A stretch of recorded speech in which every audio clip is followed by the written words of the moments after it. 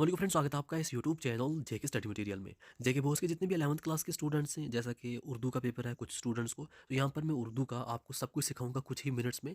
तो अगर आप इस वीडियो को देखोगे, सब कुछ मैं आपको सिखाने वाला हूँ जो जो आपको एग्जाम में पूछा जाएगा। तो आप इस वीडियो को देखने के बाद आपका उर्दू बहुत ज़्यादा स्ट्रांग हो जाएगा और पूरा 80 में से 80 करके आप पाओगे। जैसा कि आपको पेपर 80 मार्क्स का है, तो 29 आपके पास मार्क्स रहने वाले हैं। अब जो आपको सवाल नंबर 1 है, बहुत आसान है, ये किसी को भी मिस नहीं होना चाहिए। यहाँ पर क्या होता है ना, एक छोटा सा इक़्तिबास, कुछ थोड़ा बहुत समझो पैराग्राफ दिया जाता है। पैराग्राफ को समझ के आपने आंसर्स करना होता है 4 क्वेश्चंस का। हर क्वेश्चन 2 मार्क्स का होता है, टोटल आपको 8 मार्क्स बनते हैं। जैसा मैं आपको एक समझाता हूँ, बाकी आप खुद समझ जाओगे। किसने कहा कि आपसे आप बादशाह के पास जाकर कहता हूँ कि इस बूढ़े ने मुझे जंगल में पहाड़ की खूह में छुपा रखा है। अब देखोगे यहाँ पर आहर लाचार होकर हातिम ने कहा, अगर तू मुझे यूं नहीं ले जाता तो मैं आपसे आप बादशाह के पास जाकर कहता हूँ। किसने कहा? हातिम ने कहा। तो इसका आंसर मिल गया। किसने कहा? हातिम ने कहा।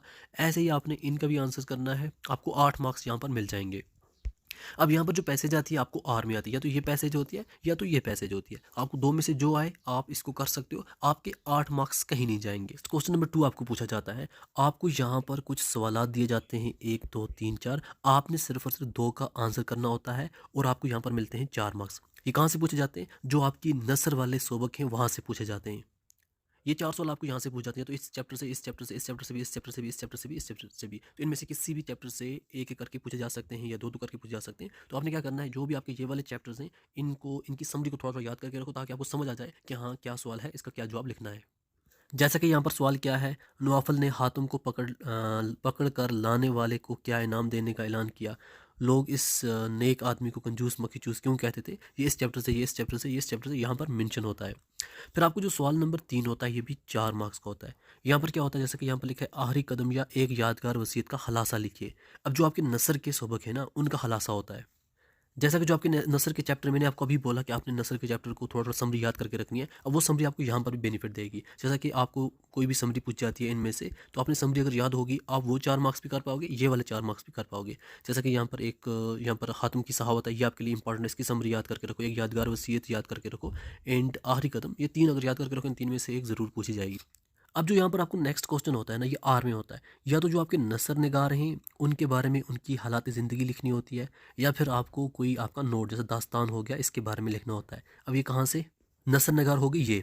या तो आपको इनका नोट याद रखना है, या तो आपको ये याद रखने हैं, ये मतलब कौन सा इनमें से नावल है, नावल पर नोट, अफसाना हो गया, नावल हो गया, इन पे नोट्स। क्योंकि आप देखो ये आपके टेक्स्ट बुक में क्या क्या है ना, कोई नावल होगा, कोई अफसाना होगा, कोई क्या होगा, तो इनके आप नावल हो गया, अफसाना हो गया, या तो इनके नोट्स, या तो जो आपके लिखने वाले हैं शायर, जो यहाँ पर राइटर हैं, या इनके नोट, दो में से एक करना है। तो आपकी मर्जी, अब जो करो। मेरे हिसाब से आपको नावल या फिर अफसाना हो गया, ये चीज़ें ईजी रहेंगी। 3 4 ये आपको याद करने, ये बहुत सारे हो जाते हैं, तो ये आपके लिए बेनिफिट रहेगा। यहाँ पर क्या है, या तो आपने मीरा मंद दहलवी का नोट लिखना है, या तो आपने दास्तान लिखनी है, या तो आपने हाका निगारी लिखनी है।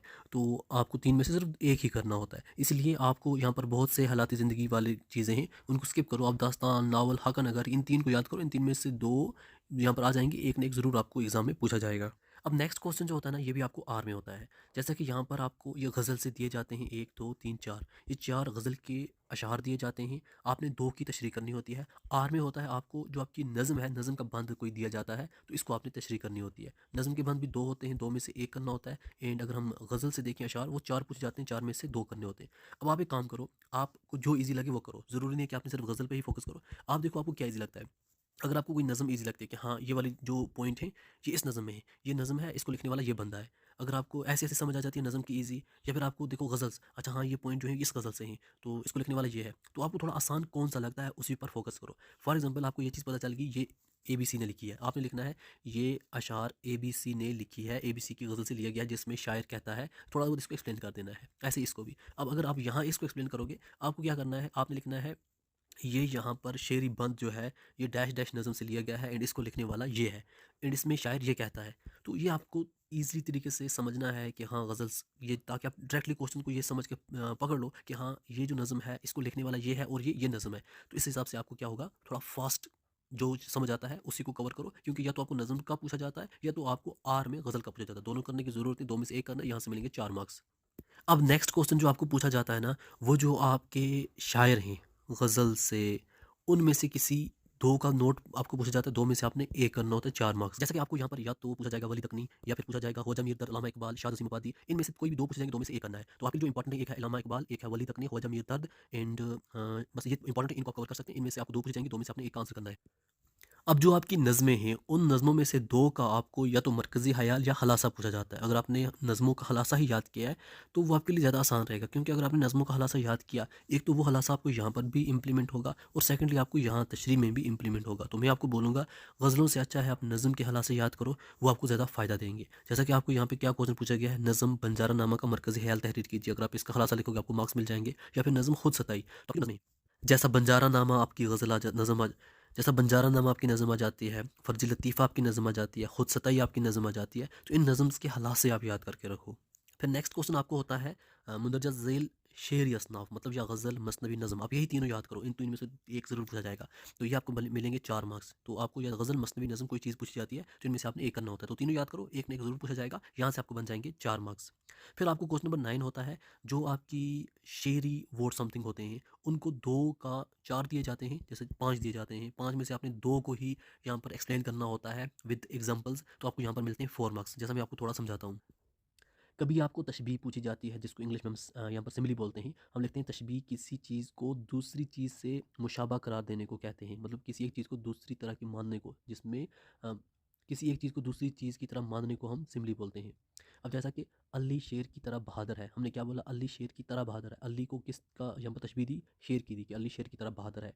फिर दूसरा हम लिखा, इसका चेहरा चांद की मानत चमक रहा है। अब इस यहाँ पर क्या लिखा, इसका चेहरा चांद की तरह चमक रहा है, ये हो गया सिमिली। अब मेटाफर भी यहाँ से मैं आपको समझाता हूँ। अगर हम लिखेंगे अली शेर की तरह बहादुर है, ये बन गई सिमली। अगर हम बोलेंगे अली शेर है, तो ये बन गया मेटाफर, अस्तारा। अस्तारा हम बोलते हैं किसी एक चीज़ को डायरेक्टली कंपेयर करना उस दूसरी चीज़ की तरह। अस्तारा वो तशबीह है जिसमें तशबीह के अल्फाज जैसे की तरह मानद इस्तेमाल नहीं किए जाते, बल्कि एक चीज़ को बराह रास्त दूसरी चीज़ से तशबीह दी जाती है। यहाँ पर डायरेक्टली तशबीह दी जाती है। जैसे मैंने क्या बोला, अली शेर है, ये बन गया अस्तारा, मेटाफर। अली शेर की तरह बहादुर है, ये बन गई सिमली, तशबीह।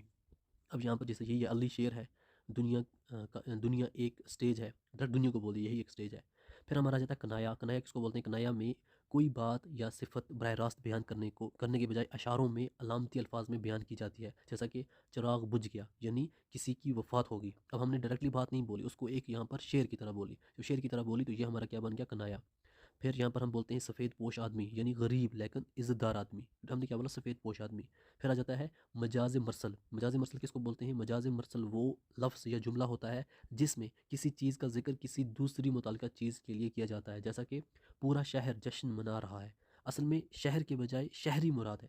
शहर खुद मत मना, हम बोलेंगे पूरा श्रीनगर जश्न मना रहा है। श्रीनगर कैसे मना रहा होगा, मना तो वहाँ के लोग मना रहे होंगे ना, तो इसीलिए हम डायरेक्टली क्या बोलते हैं, शहर के बारे में बोलते हैं, तो इसीलिए इसको हम क्या बोलते हैं, मजाज मरसल। फिर हमें आता है मुबालगा। मुबालगा किसको बोलते हैं, मुबालगा में किसी चीज़ को हद से ज़्यादा बढ़ा चढ़ा कर बयान किया जाता है। मसलन मैंने तुम्हें 1000 बार समझाया। कब हम 1000 बार समझाएंगे, हमने तो 2-3 बार समझाया होगा, हम बोलते हैं 1000 बार समझाया। हमने इस चीज़ को बढ़ा चढ़ा कर बयान किया। पहाड़ भी इसकी हिम्मत के सामने झुक जाती है। अब पहाड़ कैसे झुकेगा इसकी हिम्मत के सामने, तो इसलिए इसको मुबालगा बोलते हैं। फिर आता है तलमीख। तलमीख किसको बोलते हैं, तलमीख में किसी मशहूर वाक़या, शख्सियत या किस्से की तरफ इशारा किया जाता है, जो आम तौर पर तारीख़, मज़हब या अदब से मुतल्लक़ होता है। मसलन वो तो फ़रौन बना बैठा है, यानी बहुत ज़ालिम है। वो तो लैला की तलाश में निकला है, यानी मोहब्बत की तलाश में निकला है। तो ये हम बोलते हैं तलमीख। जैसा आपको यहाँ पर सवाल पूछे जाते हैं, तशबीह, इस्तारा, तलमीह, रदीफ़, काफ़िया, तो ये यहाँ पर पूछे जाते हैं, ये आपको 4 मार्क्स के मिलते हैं।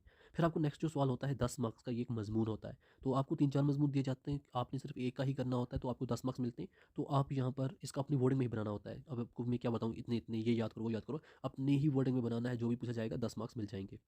फिर आपको नेक्स्ट होता है 2, यहाँ पर पूछ जाते हैं दरख्वास्त या ख़त होता है। अब जैसा कि मैं आपको बताता हूँ, इनका यहाँ पर फॉर्मेट कैसा होता है, आपने किस तरीके से लिखना होता है, क्योंकि अगर आपको फॉर्मेट पता चल गया, आपको फुल 5 मार्क्स मिल जाएंगे। यहाँ पर दरख्वास्त या ख़त पूछे जाते हैं, या तो वो दफ्तरी होते हैं, या तो वो यहाँ पर कारोबारी होते हैं, जिसको हम बिज़नेस बोलते हैं, या निजी। निजी हो गया हमारे अपने, हम दोस्त भाई रिश्तेदारों को लिखते हैं। तो यहाँ पर 3 में से कोई एक पूछा जाएगा आपको। अब अगर कोई दफ्तरी होगा, हम पहले लिखते हैं बेहिदमत, उसके बाद जिसको हम लिखेंगे, अगर हम फॉर एग्जाम्पल किसी को लिखते हैं, उसका यहाँ पर हमें क्वेश्चन दिया जाएगा, आपने इसको लिखा है, हम वहाँ पर उसी अफसर का नाम, उस अदारे का नाम, शहर का नाम, मौजू हो गया हमारा सब्जेक्ट, जिसके बारे में हम लिखेंगे, मोहतरम या मोहतरमा, मर्द है तो मोहतरम, लेडीज़ है मोहतरमा। फिर यहाँ पर हमने वही पॉइंट लिखने हैं जो हमें चाहिए, या शुक्रिया, आपका हैरंदेश, आपका नाम, पता या रब्ता नंबर। तो हो गया यहाँ पर कंप्लीट आपका दफ्तरी। अगर आपको कारोबारी पूछा जाता है, बिजनेस लेटर है, आप यहाँ पर लिखोगे बेहिम्मत, तो मसूल आप पहले लिखोगे, जिनको आप लिखोगे उनका पूरा डेटा, उन कंपनी का नाम, अदारे का नाम, फिर यहाँ पर उनका एड्रेस, मौजू मीन सब्जेक्ट जिसको लिखोगे, फिर यहाँ पर आप डैश डैश जो चीज़ लिखनी है लिखोगे, फिर यहाँ पर शुक्रिया लिखा, तो अपना नाम वगैरह लिखा, हो गया ये भी। निजी निजी या फिर निजी या ज़ाती दरख्वास्त जो हम अपने दोस्त भाई वगैरह को लिखते हैं, यहाँ पर अपना पता एड्रेस लिखा, तारीख़ लिखी, मुहतरम दोस्त है, भाई है, बहन है, वालिद हैं, जो भी हैं, अस्सलाम वालेकुम, थोड़ा ये वो लिखा, फिर आपका यहाँ पर मोहल्ला, आपका नाम, ये वो, तो यहाँ पर आपकी दरख्वास्त तैयार हो गई, इस हिसाब से आपको पूछी जाती है। फिर एट द एंड आपको एक अखबारी रिपोर्ट होती है, अखबारी रिपोर्ट भी 5 मार्क्स की होती है। तो जैसा कि यहाँ पर आपको क्या है, आपके स्कूल में मुनक्कद हुए सालाना जलसे पर एक अखबारी रिपोर्ट तहरीर कीजिए, इसका फॉर्मेट देख लो। अब यहाँ पर सबसे पहले आपको क्या बोला कि सालाना जलसे पर अखबारी रिपोर्ट। अब आपने अनवान यहाँ पे लिखना है, मतलब आपका स्कूल का नाम क्या है और क्या कर रहा है। फिर नामे नगार, मतलब आप जो यहाँ पर न्यूज़ पेपर में दे रहा है, अखबारी रिपोर्ट कर रहा है, उसका नाम आ जाएगा।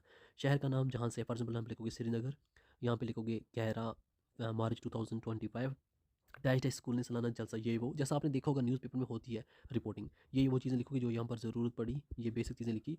तो रिपोर्टर का नाम जो रिपोर्ट कर रहा है, तो फिर यहाँ पर स्कूल का नाम, तारीख, होगी आपकी अखबारी अखबारी रिपोर्ट भी तैयार। फिर यहाँ पर आपको क्वेश्चन पूछे जाते हैं, टोटल 4 होते हैं या 5 होते हैं, 1 2 3 4 यहाँ पर पूछे गए। 4 में से आपने 2 का आंसर लिखना होता है, 6 मार्क्स का एक होता है, टोटल 12 मार्क्स होते हैं। ज़्यादातर यही पूछे जाते हैं, या तो फोर्ट विलियम कॉलेज की खिदमत या उर्दू ज़बान का आगाज़ व इर्तिका। अब ये चारों के चारों याद करो, इनमें से 2 ज़रूर पूछे जाएंगे, आपके 12 मार्क्स डन हो जाएंगे।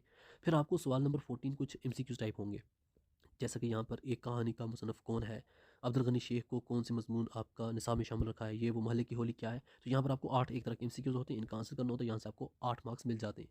तो ये आपका उर्दू का पेपर सेम ऐसा ही आएगा, और आई होप आपको सब कुछ समझ आ गया होगा, जो भी आपके डाउट्स थे।